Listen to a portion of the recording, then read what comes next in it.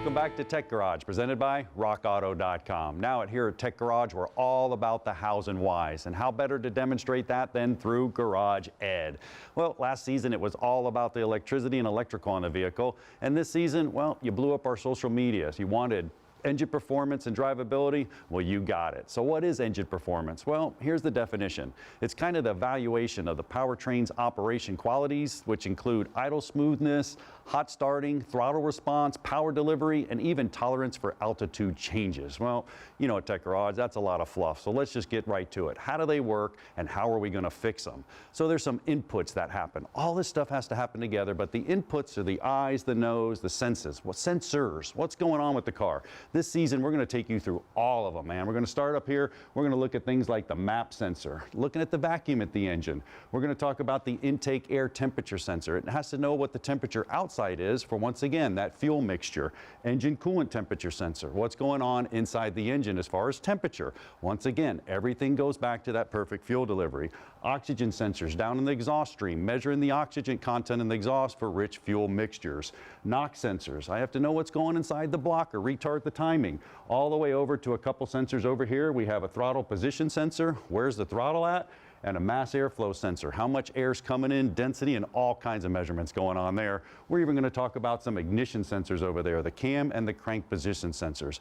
Then we're going to switch gears and we're going to talk about outputs, your hands, something physically moving to change the dynamics of the vehicle. Well, what are those? Well, you have an idle air control motor up here, letting the air in to raise the idle or lower it. You got fuel injectors, our heart of our system, delivering the fuel. And over there you have the EGR valve. That's actually going to let some exhaust gases in. That's an output. Also, we're really going to take a look at a lot of the data. We have a scan tool hooked up with everything that's going on. So when it's talking back to the computer, you at home, you'll understand why and what's happening, and it'll sure make it a lot easier to diagnose. Now, we're also talking about an OBD2 connector down here, and it's a 16-pin connector. You can look at this graphic right here. It starts at the left for pin 1, goes all the way to 16. But the two important pins we're dealing with are 4 and 16. That's power and ground. And this season, we got our exclusive DIY guy on the job, so you can see how it works on the vehicle. Brian's checking out the DLC connector. Let's check in with him.